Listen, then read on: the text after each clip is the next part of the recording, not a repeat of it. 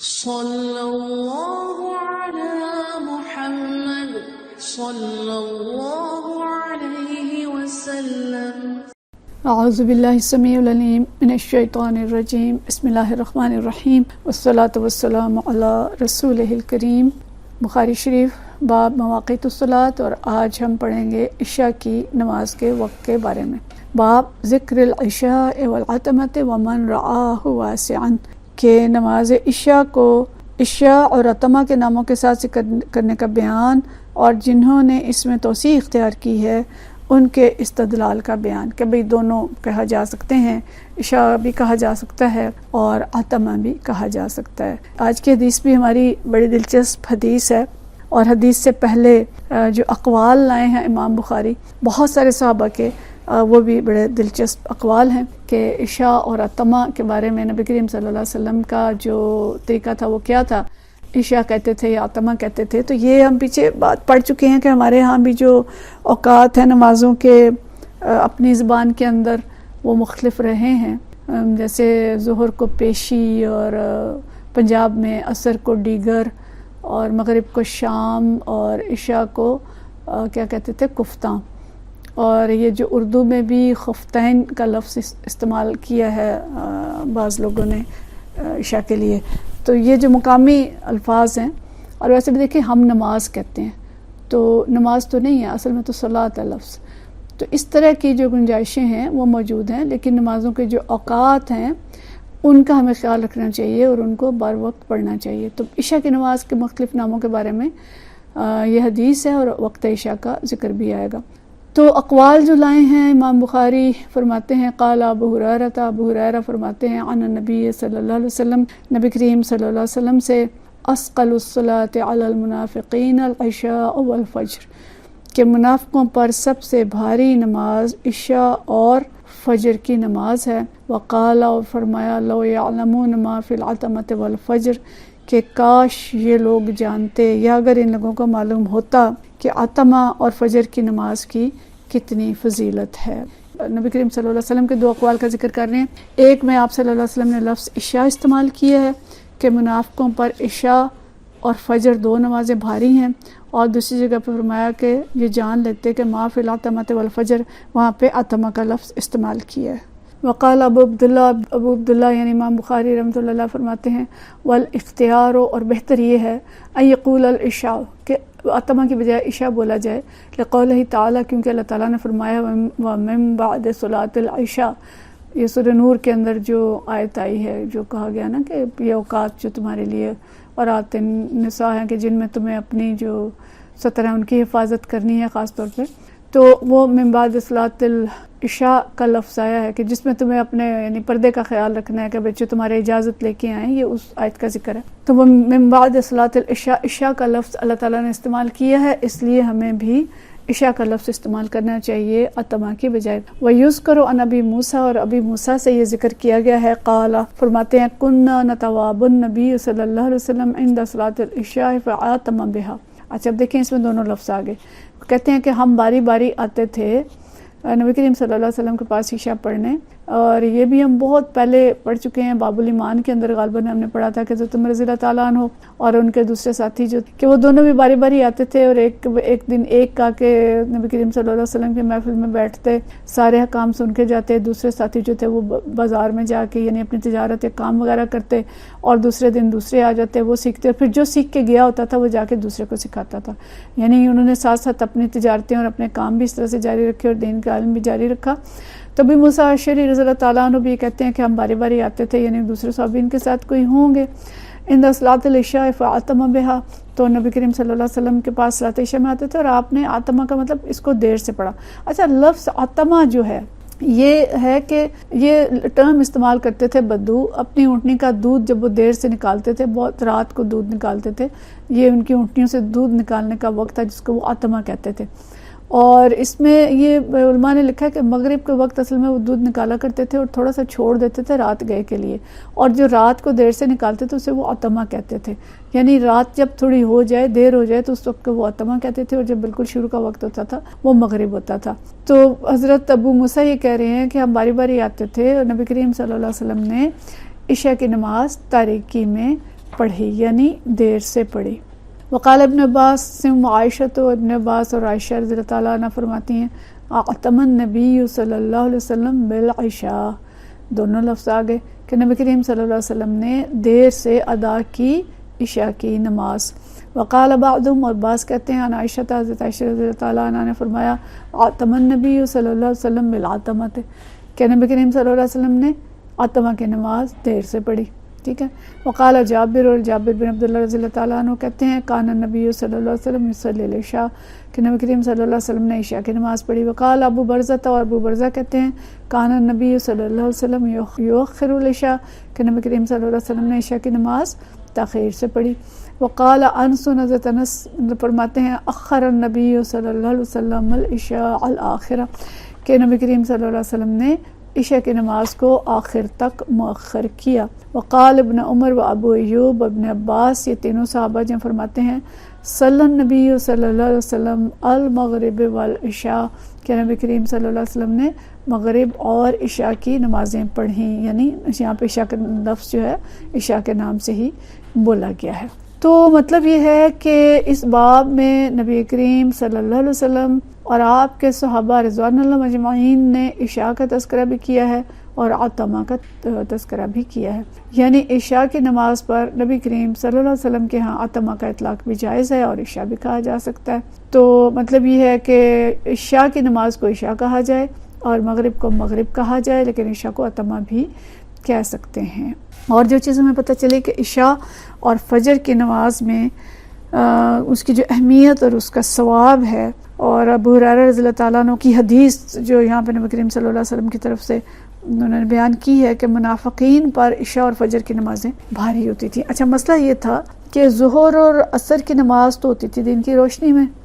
اور اگر وہ دن کی روشنی میں مسجد میں نہیں پائے جاتے تھے تو پتہ چل جاتا تھا کہ یہ منافق ہیں۔ آج کی طرح تو نہیں تھے کہ بھئی نماز نہیں پڑھتے تب بھی مسلمان ہیں، مسجد نہیں آ رہے، مسجدیں خالی ہیں، بستیاں بھری ہوئی ہیں، بازار بھرے ہوئے ہیں، سینمے بھرے ہوئے ہیں، سب کچھ بھری ہوئی ہے، لیکن مسجدیں خالی ہیں، لیکن مسلمانوں کے اسلام پہ کوئی فرق نہیں پڑ رہا، وہ مسلمان ہی ہیں۔ وہ نماز چھوڑ دیتے ہیں تب بھی مسلمان ہیں، وہ روزہ چھوڑ دیتے ہیں تب بھی مسلمان ہیں، وہ زکوٰۃ نہیں دیتے تب بھی مسلمان ہیں، وہ اور بھی بہت سی چیزیں جو چھوڑ رکھی ہیں، لیکن اسلام پہ کوئی آنچ نہیں آتی، بے پردگی ہے، بے حیائی ہے، بہت کچھ چھوڑ دیا ہے ہم نے، جھوٹ ہم بولتے ہیں، امانت دیانت ہم نے چھوڑ دی ہے، صفائی جو نصف ایمان تھی وہ ہم نے چھوڑ دی ہے، اور اب ہمارا جو بس اسلام ہے وہ کلمہ پڑھنے تک محدود رہ گیا ہے، معاذ اللہ، بس جو پسند آیا وہ کر لیا اور جو لگا کہ مشکل ہے اس کو چھوڑ دیا۔ لیکن ہمارے پر نفاق کا اطلاق نہیں ہوتا، ہم نے تو ڈگری لی ہوئی ہے اسلام کی،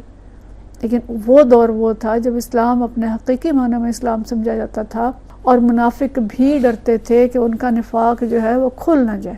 اس لیے وہ پسند کرتے تھے یا نہیں، وہ درست سمجھتے تھے یا نہیں، وہ پھر بھی مسجد آتے تھے، اور خاص طور پہ روشنی کی جو نمازیں تھیں ظہر اور عصر، اس میں وہ بالکل بھی مسجد نہیں چھوڑتے تھے، کیونکہ پھر لوگوں کو پتہ چل جانا تھا کہ یہ منافق ہے۔ لیکن خاص طور پہ عشاء جو رات کے اندھیرے میں ہوتی تھی، اور فجر بھی نبی کریم صلی اللہ علیہ وسلم اندھیرے میں پڑھتے تھے، تو اس وقت پتہ نہیں چلتا تھا کہ کون آیا کون نہیں آیا،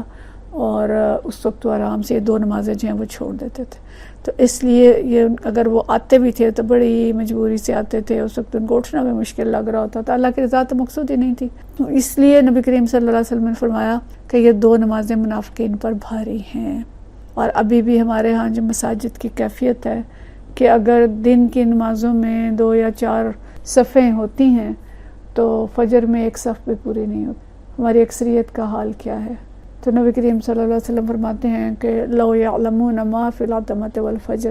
کہ اگر لوگوں کو معلوم ہوتا کہ جو فجر اور عشاء ہے ان نمازوں میں کتنا اجر ہے،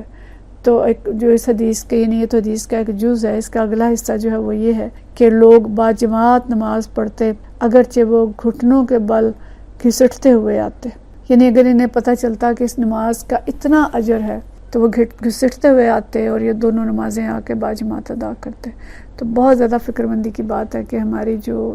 نمازیں ہیں ان کی کیفیات کیا ہیں۔ ہمیں اپنے بچوں کو خاص طور پہ ان نمازوں کے بارے میں متوجہ کرنا چاہیے کہ ان کا نام منافقین میں نہ لکھا جائے، کہ وہ یہ 2 نمازیں ضرور باجماعت ادا کریں۔ اور باقی جو ساری بحث ہے وہ یہ ہے کہ دونوں نمازوں کے جو عشاء کی نماز کے نام ہیں وہ کیا ہیں. تو عتمہ بھی کہہ سکتے ہیں اور عشاء بھی کہہ سکتے ہیں، لیکن مغرب اور عشاء کو الگ الگ رکھنا چاہیے، ان کو مکس نہیں کرنا چاہیے. حدیث ہے 539 اور یہ حدیث عبداللہ بن عمر رضی اللہ تعالیٰ عنہ سے روایت ہے. قال فرماتے ہیں صلی اللہ لنا رسول اللہ صلی اللہ علیہ وسلم لیلۃ صلاۃ العشاء، ہم نے نبی کریم صلی اللہ علیہ وسلم کے ساتھ جو عشاء کی نماز ہے وہ پڑھی ہوئی ہے. یہ التی یدعو الناس عتمہ، یہ وہ نماز ہے جس کو لوگ عتمہ کہتے ہیں. ثم انصرف فاقبل علینا، جب آپ نے سلام پھیر لیا تو ہماری طرف رخ کیا. فقال، فرمایا ارأیتم لیلتکم ھذہ فإن رأس مئۃ سنۃ منها، کہ یہ جتنے لوگ اس وقت یہاں موجود ہیں روئے زمین پر موجود ہیں، لا یبقى ممن هو على ظہر الارض احد، 100 سال کے آخر میں ان میں سے کوئی بھی باقی نہیں رہے گا. کہ لا یبقى ممن هو على ظہر الارض احد، کہ زمین پر اس وقت جتنے لوگ موجود ہیں 100 سال بعد ان میں سے کوئی بھی باقی نہیں رہے گا. تو مطلب اس کا بظاہر یہ ہے کہ تمام صحابہ جو اس وقت تک موجود تھے وہ 100 سال تک ختم ہو جائیں گے، اور اس کے بعد کوئی صحابیت کا دعویٰ نہیں کر سکتا. صحابہ کرام رضوان اللہ مجمعین کے بارے میں یہ ہے کہ 100 سال تک اس نبی کریم صلی اللہ علیہ وسلم کی اس حدیث کے بیان کے 100 سال تک تمام صحابہ جو ہیں وہ دنیا سے رخصت ہو چکے تھے، اور اس کے بعد اگر کسی نے صحابیت کا دعویٰ کیا ہے تو وہ غلط. تو اس سے بھی حدیث کی جو صحت ہے اس سے بہت مدد ملی علماء کرام کو، اور انہوں نے اس دن اور تاریخ کو نوٹ کیا. اور اگر کسی نے بعد میں کہا کہ وہ صحابی ہے اور اس نے کوئی حدیث نبی کریم صلی اللہ علیہ وسلم سے بیان کی اور اس کی عمر 100 سال سے زیادہ بن رہی تھی تو اس حدیث کو قبول نہیں کیا گیا. تو بس اللہ تعالیٰ ہم سب پہ رحم فرمائے اور ہمیں نمازوں کے صحیح اوقات جو ہیں ان کو سمجھنے کی اور ان پہ عمل کرنے کی توفیق عطا فرمائے. عشاء کی نماز کے وقت کے بارے میں آخری حدیث بھی ہم پڑھ لیں، پھر اس کے بعد عشاء کی نماز کی اہمیت پہ حدیث آئیں گی. تو آخری حدیث 540 ہے اور اس کا باب جو لگایا امام بخاری نے، وقت العشاء اذا اجتمع الناس او تاخروا، کہ عشاء کی نماز کا وقت جب لوگ جمع ہو جائیں یا دیر کریں. حضرت جابر بن عبداللہ کی حدیث ہم پیچھے پڑھ چکے ہیں. تو یہ حدیث بھی وہی حدیث ہے. محمد بن عمر بن حسن بن علی وہی فرماتے ہیں حجاج کے دور میں جو تھے اور جنہوں نے پچھلی حدیث بیان کی تھی. قال سألنا جابر بن عبداللہ، ہم نے جابر بن عبداللہ سے پوچھا عن صلاۃ النبی صلی اللہ علیہ وسلم، نبی کریم صلی اللہ علیہ وسلم کی نماز کے بارے میں. فقال، تو انہوں نے فرمایا کان یصلی الظہر بالحاجرۃ، ظہر دوپہر کے وقت میں پڑھتے، والعصر والشمس حیۃ، جبکہ عصر پڑھتے جبکہ سورج بھی زندہ ہوتا روشن ہوتا، والمغرب اذا وجبت، اور مغرب جب سورج غروب ہو جاتا، والعشاء اذا اکثر الناس عجل، جب لوگ اکثر زیادہ لوگ آ جاتے جلدی تو جلدی پڑھ لیتے، وَإِذَا قَلُّوا، اور اگر لوگ تھوڑے ہوتے اخرا، اس کو مؤخر کر دیتے، وَالصُّبْحَ بِغَلَسٍ، اور صبح کی نماز اندھیرے میں پڑھتے. تو مغرب کی نماز تو آپ صلی اللہ علیہ وسلم نے ہمیشہ اول وقت ہی میں پڑھی ہے، تمام حدیث سے میں پتہ چل رہا ہے، سوائے جب جمع کی ہے سفر میں یا بارش میں یا کسی عذر میں. لیکن عشاء کی نماز ہمیشہ ایک وقت پر نہیں پڑھی، کبھی اول وقت میں پڑھی جو بالکل رات کا پہلا حصہ تھا، اور کبھی نصف رات کے وقت بھی پڑھی ہے. تو عشاء اول وقت میں پڑھنا بھی درست ہے اور نصف رات تک مؤخر کر کے پڑھنا بھی درست ہے. اور جماعت کے لیے یہی ہے کہ اگر اول وقت میں نمازی زیادہ آ جائیں، ڈپینڈ کرتا ہے، کوئی ایسا علاقہ ہے جہاں پہ لوگ زیادہ مزدوریاں کرتے ہیں،